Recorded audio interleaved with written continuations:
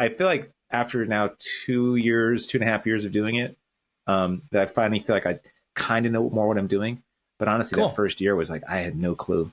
Hey, I'm Nick.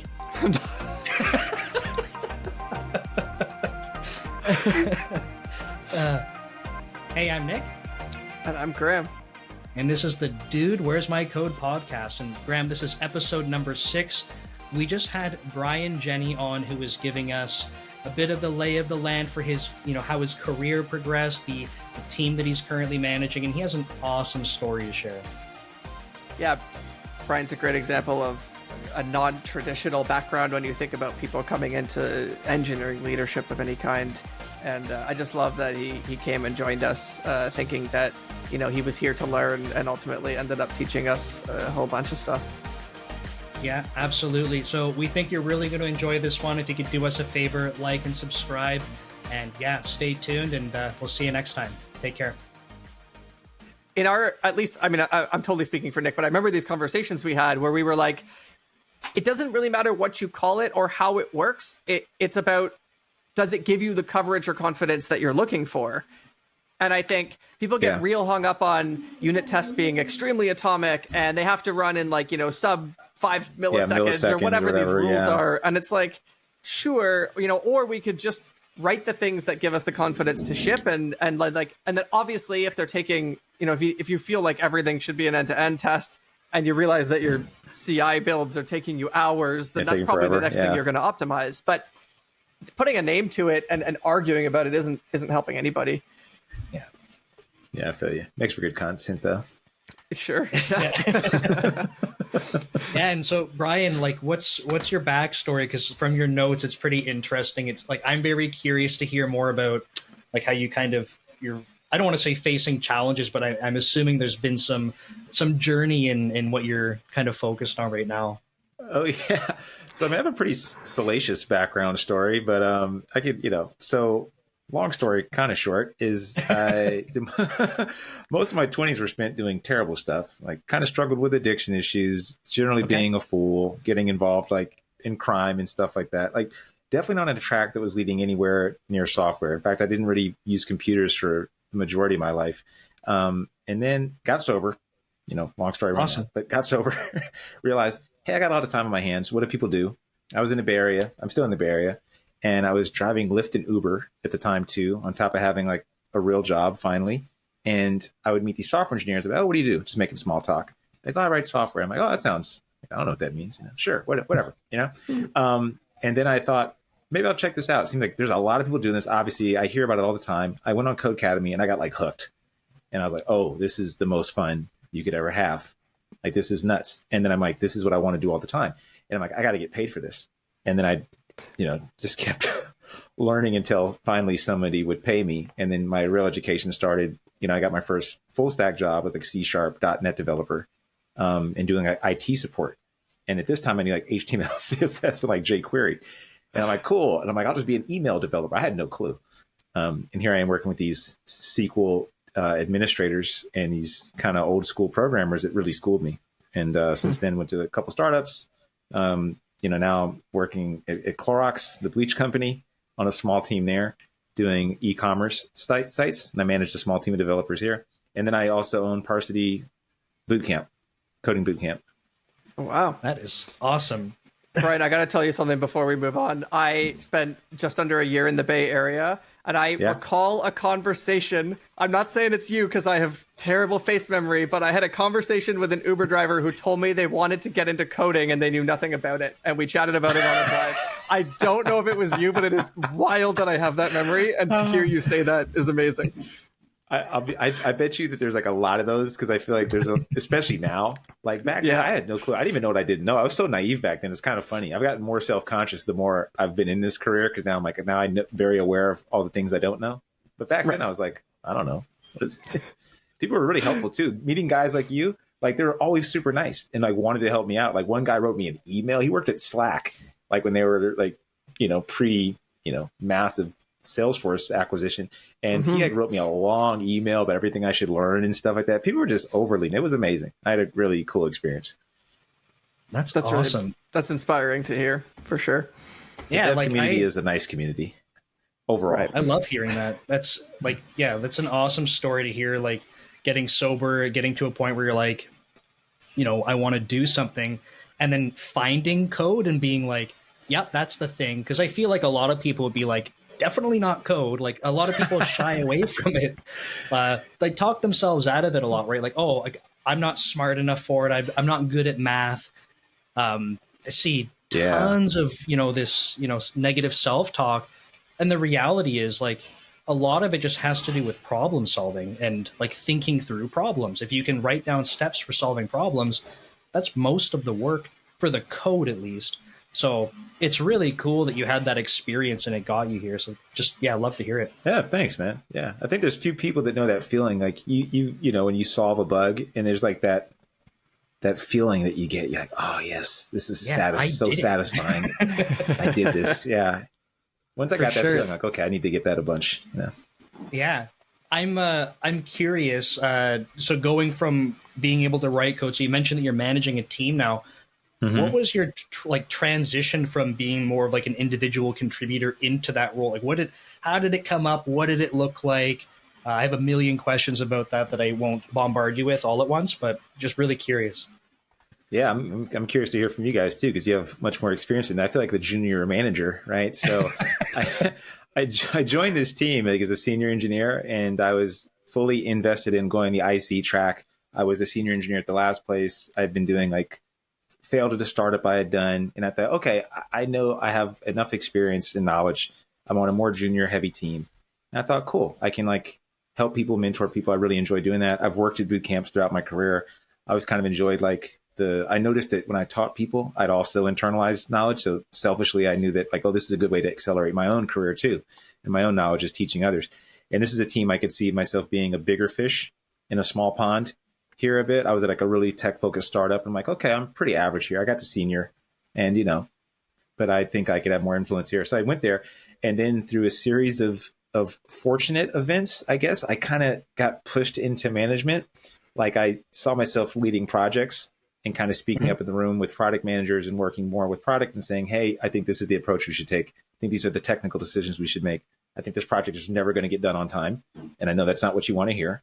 And that actually kind of catapulted me up the ranks. And then eventually the VP left and they said, hey, basically, who's going to take over? And they said, hey, how about you? I'm like, oh, sure. And I did. And I completely fell out of my league. I feel like after now 2.5 years of doing it, that I finally feel like I kind of know more what I'm doing. But honestly, That first year was like, I had no clue.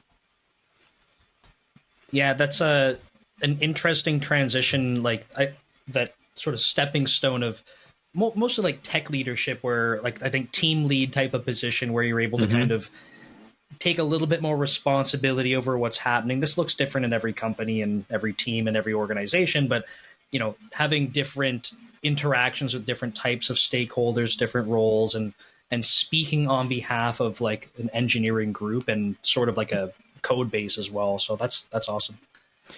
You said you felt out of your league, or like new. Was there like resources or support for you, or was it much more like, hey, you seem like you could do this role, so here you go, and now you're kind of finding your way through it?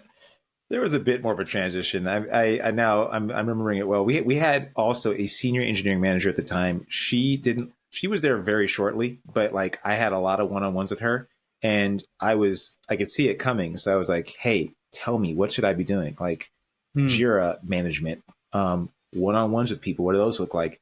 How much technical leadership should I do versus getting somebody else in position to do that? What should the new team structures? I mean, I had all these things. I'm like, I don't even know. Just tell me everything. Yep. And so she did give me enough to go on. And since then, I've kind of created a little bit more hierarchy in the organization and definitely got out of my comfort zone, which was in writing code, and realizing I thought I need to be a technical manager. I need to write all this code and be like also the best coder on the team. It's a wrong move. Yep. Yeah. It's a very hard thing for like to balance. And it's great that you, and I'm only kind of saying this because you said you felt like the junior manager in the room, but it's great that you like identified that so early, because I think that for people, and I can't say for everyone, but a lot of people that start in a IC role, very technical, and find themselves being almost pushed in that direction, like it's coming, it's coming. Mm-hmm. They end up having a difficult time figuring out how much do I code now and how much time do I spend managing teams. And Graeme, like we've talked about this, like ultimately that's going to come down to expectations in your role. If your role is literally expected to be doing both, you need to find the right balance of doing both. However, a lot of the time, an engineering manager role and a manager role in general, like if your team is over a few people, you're probably not investing enough time into people if you have enough time to be coding, unless you're working extra hours and stuff like that. But people, I think, underestimate how much time like you should be spending, like coaching people, mentoring them, kind of just being part of their day-to-day routines and stuff. So it's great that you saw that early. I'm glad you said that, because yeah, that's one of the things I've made like a conscious effort to do, is like also create the team lead position, because I realized there was this gap between individual contributor and like management. And I thought, well, I don't want to like be, if I left, you know, I also want to have a clear path to get here too. And then also to make my life easier and also give that room for other people to grow, is allow people to step into the technical leadership role. Because I say, okay, my role really is more people management at this point. Still like helping inform technical decisions, but doing a lot more people management. It sounds like that's the way you both kind of look at this role as well, right? Yeah, that sounds very familiar.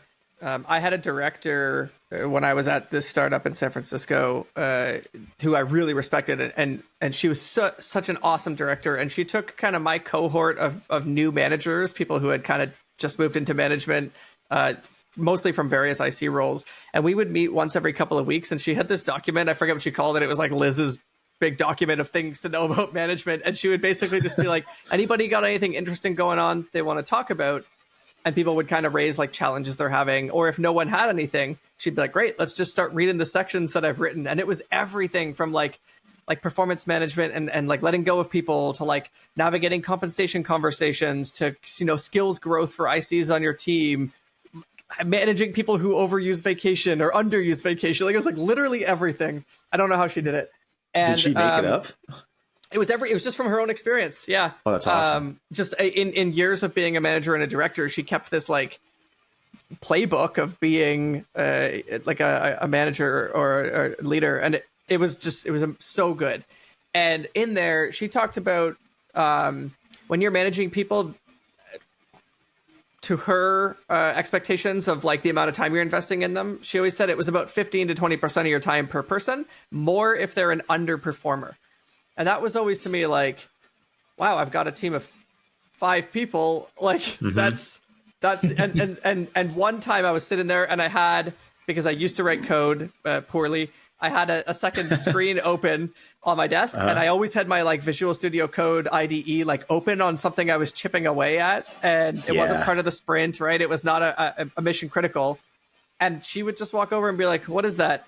Like, "Oh, you know, just in my spare time." And she would just be like, "Just close it, man. Like, it's not like that's not your job anymore." And it was really helpful. It was really helpful. It was so cool, because I was like, okay, this whole time I've struggled with how technical should I be as an engineering manager? How much should I be in the trenches with the team, as they say? Yeah, right. Like, but what I ultimately realized was, at least for me, where my leverage is best applied is in making everybody else on the team better, and that can be through working with people on engineering challenges, being like the ignorance as a service in the room and asking the dumb questions, or sharing the insights that people maybe haven't had experience with. But I was not the person to take the outcomes or outputs of those meetings and go write them on a keyboard into the code base. And I think that's rang true from that day for me, right through till now. That would have been like 6 years ago. I'm still in that line. Ignorance as a service. I like that a lot. I have a great example from literally like yesterday. And I'm going to share it very briefly, but I was talking with one of the engineers on my team, because I said I'm trying to learn what everyone's doing, you know, trying to learn and understand the people. And he was talking to me about testing performance of something. And I realized he was having some challenges with it. And I said, well, I don't know, but it seems like if you could do it this other way and basically not run it in a data center, but run it locally, you could have a way faster iteration time. But I have never seen the code. I have no idea if that's possible. And he's like, oh, yeah, that's interesting, and made a note of it. And then he sent me a message this morning, and he had basically unblocked himself, like figured out what he needed, and said, like, and I can go do exactly what you said. So I was like, yes, like cool. Ignorance as a service is real. How do you all handle like when you guys are dealing with, it sounds like using that strategy, but like now I manage people that I don't write the same code as they do, and they have more domain knowledge than I do at this point. I can chime in a little bit about that. So when I went to, I'll preface it with saying I have a lot of C# background. So the thing I could still lean on in this particular case was the language. So I had one thing that I could lean on. So when I came to Microsoft and started managing deployment teams, for me, this was completely different than anything I've ever done in my entire life. It was all basically desktop-based software, mobile software, but nothing, distributed across like hundreds of thousands of machines, and not deployment either. So just different. And the people are working in a tech stack that's older than some of the people on the team. There's just a lot going on. There's a lot of breadth in the tech. There's a lot of depth in it, a lot of history, but there's some C# pieces. And I tried to find something I could anchor to that when I was talking with the engineers on the team, I'd be like, look, I'm brand new to this. I don't know the domain. So talk to me about what you're kind of having challenges on. If there's code and you want to go through code, I'm happy to do that. And I just found little things I could latch onto for my own expertise, at least, and slowly try to pick up little pieces. So I did that, coupled with taking a step back to learn the domain itself. And I found that when I could approach it high level and a little bit from, tidbits from the depths, it felt like I could kind of have more relatable conversations with the engineers. But the current team that I'm on, this is where it's going to fall apart even more. I have some C# stuff. So again, I'm like, yes, I can lean into that. But there's a lot of folks that are learning Rust for some other new projects. And I'm like, I don't know Rust at all. I looked at some Rust and I was like, I'm never going to know Rust. But I told myself, like, you've proven, and this is just my own management experience. I'm not saying every manager has to do this, but I've proven to myself that by having the coding background, I can manage better. Like, I feel that I can have more relatable conversations. And I said, you're going to learn some Rust. Like, you're going to learn at least how you can read it, how you can make comments on code reviews, like get some working level of Rust. Mm-hmm. You're not going to be an expert, but spend the time learning it so that when you start to have more technical conversations, you're not like, yeah, that sounds nice. Like, because for me, that's not how I lead. I need some more technical depth. So I'm going to try to bridge that gap, but that's like a brand new thing for me. Rust, man, that's a tough one. I started using Rustlings to try to get into it a little bit. It's been really fun. Like, it makes me feel smarter writing Rust than all the Java I've been writing, but it's definitely a huge shift. Yeah. No. How about you, Graeme? I mean, I'm the opposite of you. So yeah, like I have no technical background to lean on. I often tell people, like, I didn't do engineering or computer programming in school at all. I mean, I had some classes in it, but like, it was not my training. And so everything I have learned has been through just experience. And this sounds kind of silly, but just being a little bit plugged into the industry, I have really enjoyed reading when big companies publish like postmortems on their incidents and using that to understand like how have they built their systems and where do they fall apart and have their problems.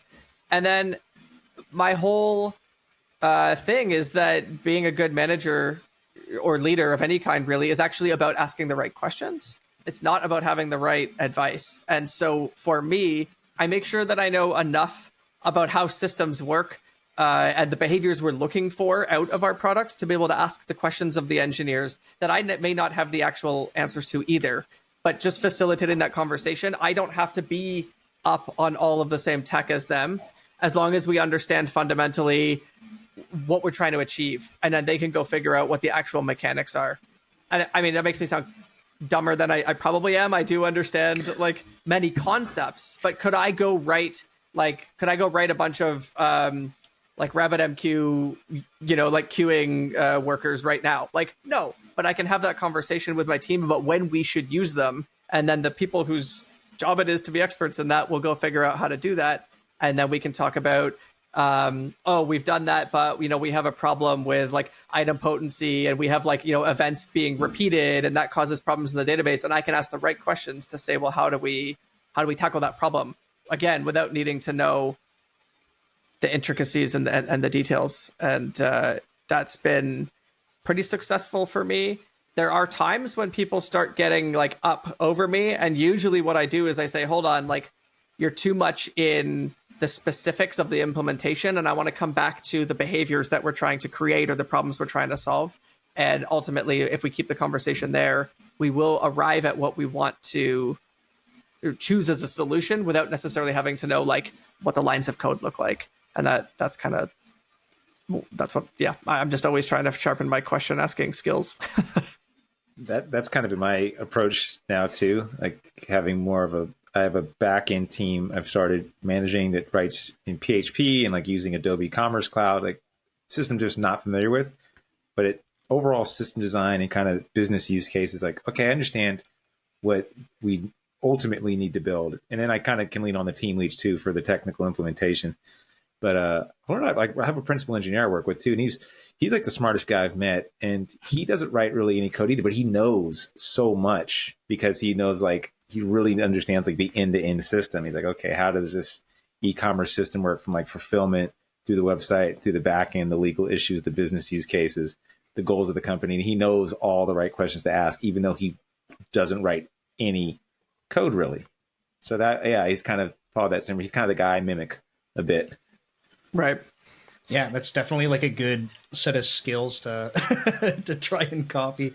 But that takes a lot of experience and like then of course asking the right questions in the first place so that you can learn them and then have that for yourself to kind of build on. I had a question for you, Brian, and it's from your notes, and I was super curious. But when you had sent over some notes, you were mentioning that you had to do a lot of work pitching like concepts that would be very technical to potentially audiences that are just not technical. And Graeme and I were talking briefly about this before we jumped on the call, because I think we saw it maybe, or at least I did, Graeme, I think you agree, but maybe in sort of two different possible lights. One is like Graeme was saying in his case, his company is not like a tech first company. It's a forestation company, and they have a tech piece to it. And the companies that I've worked at traditionally have been, tech first. And we were saying, is that more of the thing? And I think now that you've kind of talked a little bit about the company itself, that's maybe the case. Yes. And then the other question was, if it's not the company, is it sort of the stakeholders that don't have the technical background? But it sounds like it's the former.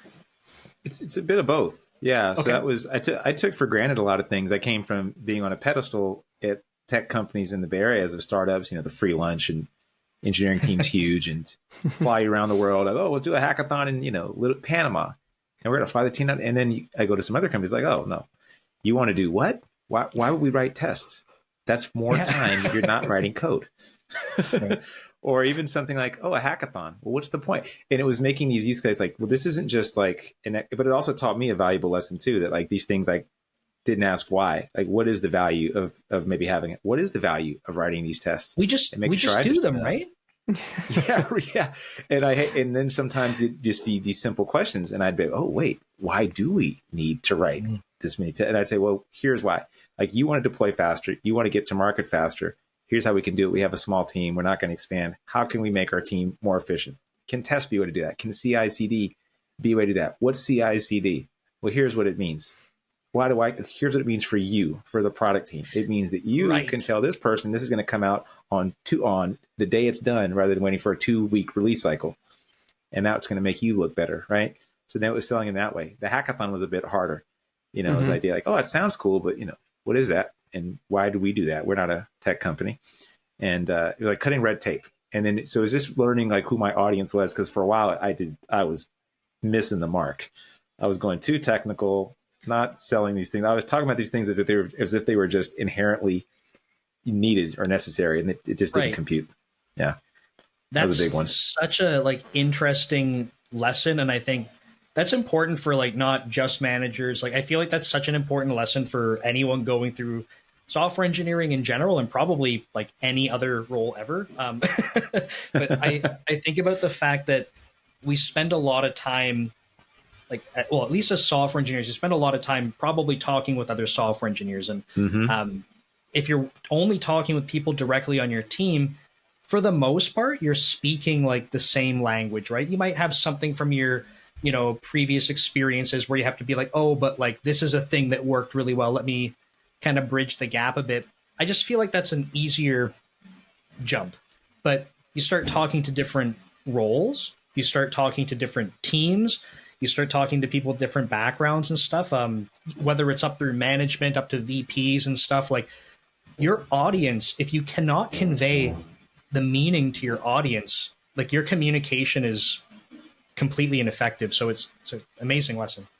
I've really had to learn that. That's been a fun thing to learn, like the art of like storytelling. Being the principal engineer, and I had to go like do a presentation to a group of like C-level people, and me and him realized we don't know what the hell we're doing. We've never done presentations really, and so he, like any smart engineer, he's like, let's go to Harvard's, you know, edX library, and he got like a thing on how to make presentations. We watched like this lecture course series on how to do presentations, right? And like, but a lot of things like that I've had to learn that are completely non-engineering related, which has made a huge difference. I took these things for granted or never took them seriously. And I'm like, oh, This is important stuff.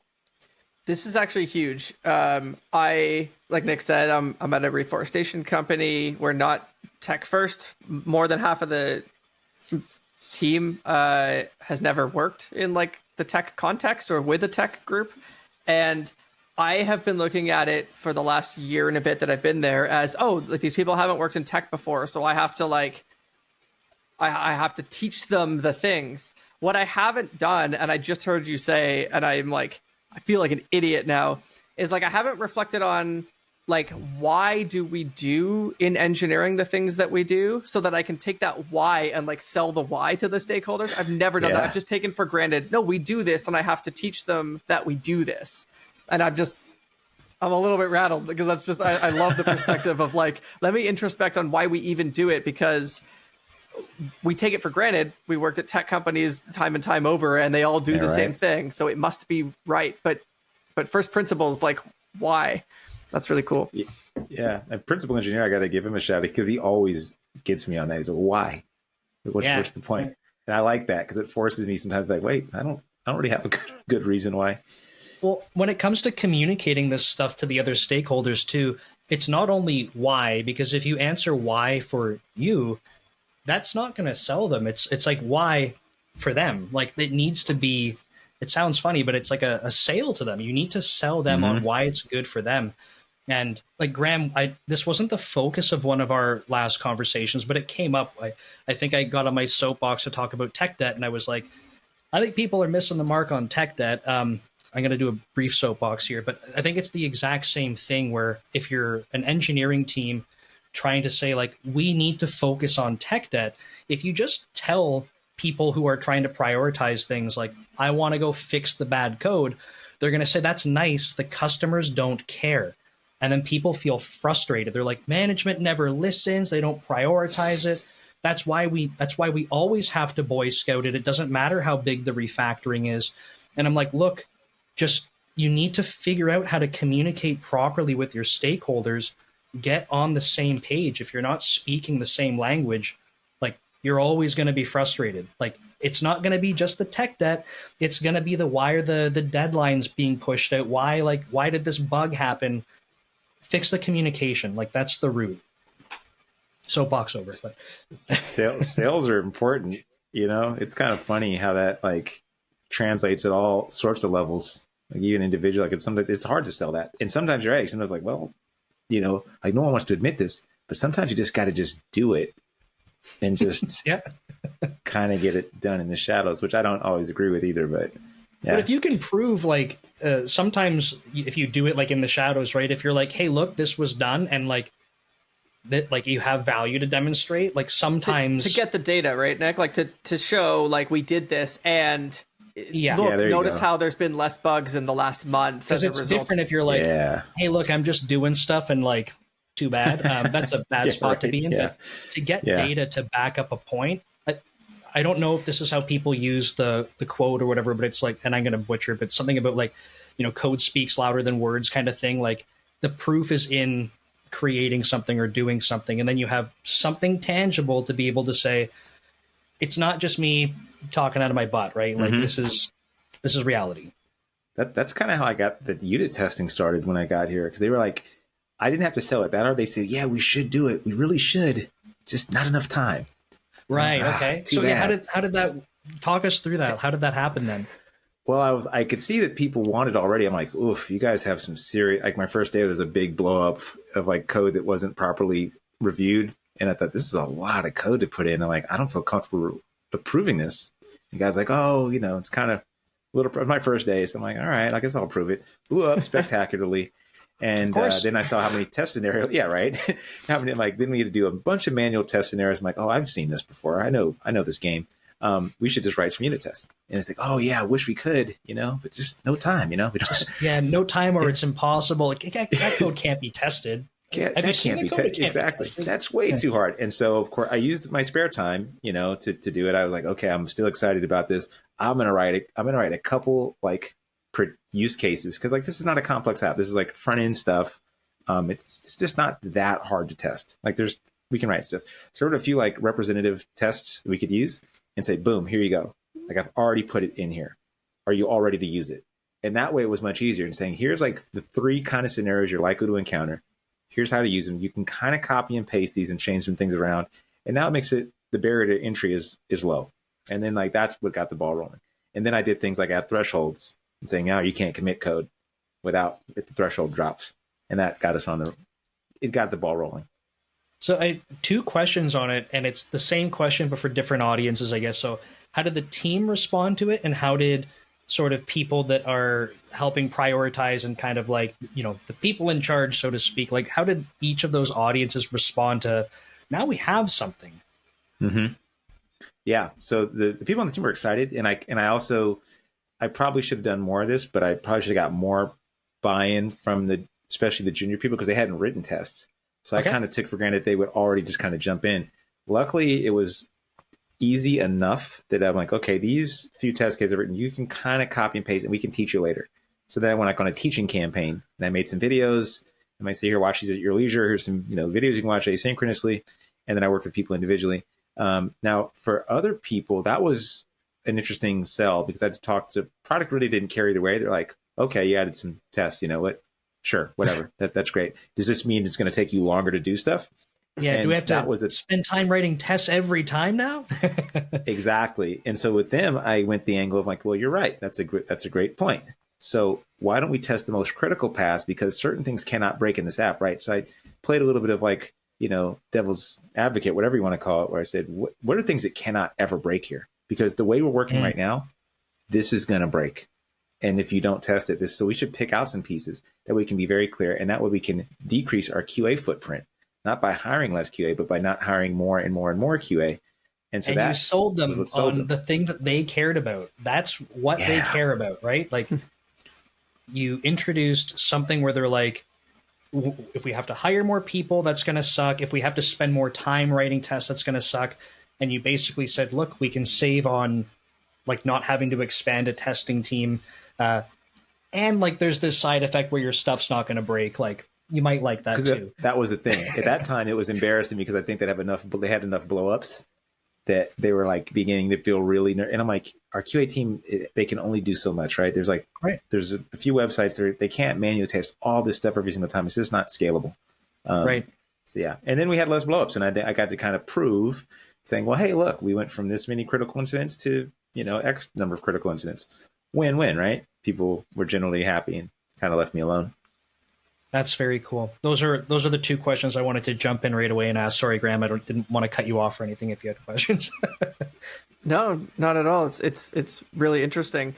I was giving a presentation on tech debt a couple months ago, and I had 4 or 5 slides kind of talking about the tech debt and trying to explain it to non-technical people or non-engineers. And the thing that resonated the most, especially with my CEO, and he has referenced it multiple times since the presentation, was just a chart that showed, it was basically a stacked bar chart, and it's this much time we spend investing in new things the company wants, and this much time like working around problems or fixing broken stuff. And it's this decreasing amount of time spent on useful stuff and increasing amount of time spent on wasteful stuff, to the point where I basically put a big arrow at almost all wasted time. And I just wrote, "We are here."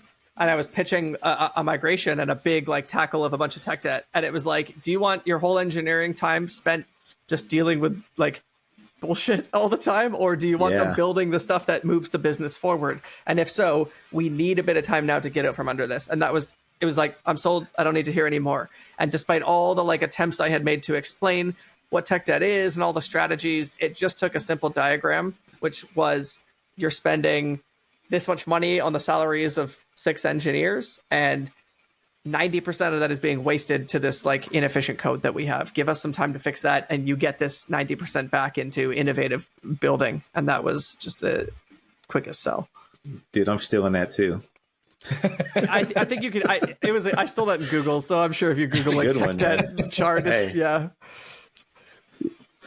yeah, those are some like great examples of like we were saying, just being able to effectively communicate.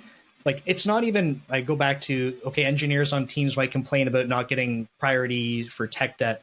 And it's like, in this case, you have an engineer, Graham's a director, like a director of engineering at his company being like, I am trying to stand up for tech debt. Like, never mind if the engineers on your team, Graham, were like, why doesn't Graham let us do tech debt? It's like, no, you're there to even stand up for it. And you still have to do that exercise of, when it comes down to prioritizing and it comes down to the stakeholders, how do I communicate the right value to them so that they understand? It's not the value to me, because it's the same argument of people being like, I want to clean up the code because it's ugly and it's 5 years old and it's all the wrong design patterns and it's 3,000 lines in one method.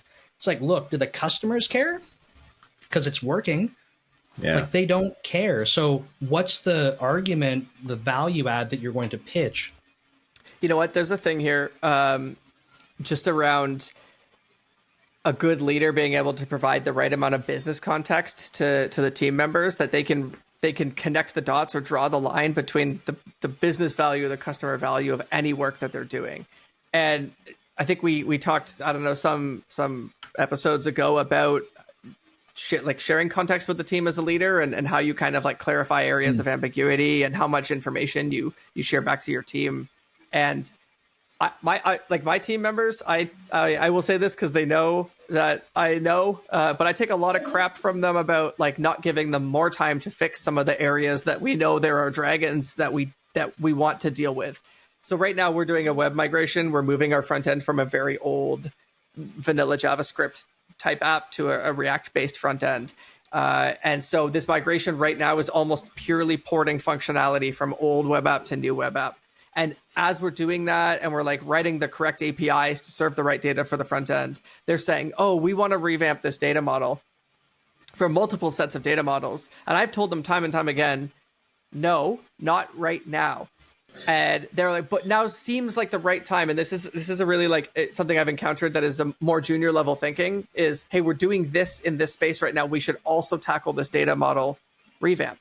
And I have to continue to provide the context of, well, we gave kind of this timeline for the migration. And we, if nothing else, we kind of look a bit like a joke if we said like, we're going to do this migration in this time frame, and we miss it after begging for the time to tackle this tech debt. And if the answer is, oh, because we took on more and we decided to do more things. So I keep telling them, don't hitch the tech debt wagon, especially in like the data model revamp, like don't hitch that wagon to the delivery of this very important milestone, but use it to identify the areas that are critical that you think will unblock us and increase our velocity, so we can go pitch that next when the thing we want to focus on is increasing velocity or stabilizing that area of the code. But there are times when you have to be willing to share enough context to say, here's why we can't do it now. I'm still on your side. I do want to do it. I don't want you to be hearing no constantly, so we have concessions here and there. But you don't want to be the person who didn't deliver on something because you just kept finding more and more things to pile on. So look for where you can, like my former former director used to call these off ramps. Like, look for places where you can deliver some value. You're not just stuck in the fast lane, like deliver. And if you want to keep going, you can. But if you need to get off and shift your priorities somewhere else, you can do that, and you've delivered some level of value, and you haven't just put all your eggs in one giant undelivered basket. So, wish I had. It's really good advice. Yeah, Brian, I guess I have probably maybe one final question for you, but based on what Graeme was saying about this concept of, because you mentioned you have more junior engineers on the team that you're managing, is that still the case, or is that how it started, or is it still the balance? Started really junior heavy. We had maybe a dozen engineers at one point, somewhere around there, and they were almost exclusively junior. Okay. That was a challenge. Now we are a team of 6, and we have a bit more spread out. Team lead, mid-level, couple awesome. Juniors, and another senior back end, and like a solutions architect and principal engineer. Okay, yeah, awesome. Started off with a lot of juniors. Okay, cool. So the kind of the question I wanted to ask, and I don't know if this is a sort of a, I don't know, a way to slice it, but I'm interested in it. In terms of being able to provide like your team with the right amount of information. So Graeme and I, when he mentioned we talked about this, it's not a matter of like keeping secrets from your team or whatever. It's not like managers know this top secret information. We'll keep it from you. It's more just like sometimes like we get like middle managers get bombarded with tons of stuff all the time from all directions. And just feeding all of that to anyone is like probably just not helpful. So like, how do you manage trying to filter what's useful for the team? And the sort of the dimension I wanted to add on to that was, has that changed going from a very junior heavy team to something that's a little bit more balanced? Like, is your style and how you filter or what you filter been adjusted for that kind of thing? Well, that's a really good one. And yeah, I've had to learn that I kind of err on the side of being overly transparent. I've definitely learned to rein that in a bit. And also my team leads are the people I speak more about. Here's what's going on in the larger business. Never for like any, I don't want to like project fears or anything onto them at all either, but I'm more like saying, here's like the motivations for why this project is really important. Here's how we're going to here's some of the risks we have if we don't. Here's some things I want to do, and here's how you can maybe help me to make a good case for our team to maybe add more people or to take on more. And for the more junior people, I generally don't give that as much context to, because I realize it's either one, just not helpful. 2, I realize that sometimes without having a little bit more advanced knowledge or working here long enough, it can lead to fear. And that's the thing I really want to avoid. I don't want people to think like, I don't want to overshare and have you like concerned about things that you don't have much control over. That's kind of my approach to it. Yeah, that certainly aligns with how, I guess, like how I've tried to approach things. I don't want to say it's always worked, but I like leaning on the side of let me overshare, let me over communicate, because like I said, I don't have secrets to hold back. So if I think it will help you have like motivation behind something, understand why decisions are made, I would like to share it with you. But of course, there are situations where I'm like, I just don't know if that makes sense to provide you that much context, because it could cause fear unless you've been exposed to it for longer. Or you have I have to make assumptions about how much people understand about different aspects of the business. And yeah, the fear part is the scary part for me. So I have seen, like, I have not managed other managers, but what I have seen as a manager who's been managed is that it's almost like a buffer layer that I think is working well for you. It sounds like having team leads. In my case, it's been, managers kind of underneath another manager, where we are a bit of the buffer, where we get some of the news coming in, and it's like, cool, thank you for like sharing that with us. And I think managers I've had have leveraged that to be like, it's a feedback session. So let me share with you. They're kind of gauging, like, if we're all like, holy crap, then they're like, maybe we better be even more careful. And then we kind of can, let that get out to the more like frontline employees. But yeah, like I see that as like another like filtering layer that seems to work really well. So I think, if you can lean on tech leads, team leads, that can be really helpful. It's good to know. Yeah. I mean, this is one of those things like kind of learn through trial and error. It's cool to hear like both of you have like similar issues, and it sounds like I'm I feel better after talking to you both. This has been cool to like hear other people. I'm kind of in like I'm one of one at my current company. There's no other manager I can really lean on to say, hey, how are you doing this thing? You know? Well, yeah, Graeme, did you have anything you wanted to add for that question or? No, I mean, I love that. I think Nick and I are both in the same camp as you. I think we err on the side of transparency, and we have had to recognize when that's not working and tune it. But I do like what you're saying. You know, convincing the leads. You said a bunch of stuff that I was trying to take some notes about. You know, here's what I want to do, and you can help me with. And here's the business context for why we really got to push on this one thing, or we really want to like nail this. And I think that's really, really helpful. I think I try and do a similar thing with the 2 leads that I have, but we're such a small team that what ends up happening is if I check it on them and they don't seem overly concerned or panicked, then it probably ends up coming out of me at a stand up or sometime in front of the rest of the team. So it's kind of like I kind of do the same, bed, right? Mm-hmm, exactly. Well, that's awesome. I think I wanted to mention, like, I think one really big takeaway for me in this conversation, and like, so Brian, I heard you say at the beginning, you know, your journey into this.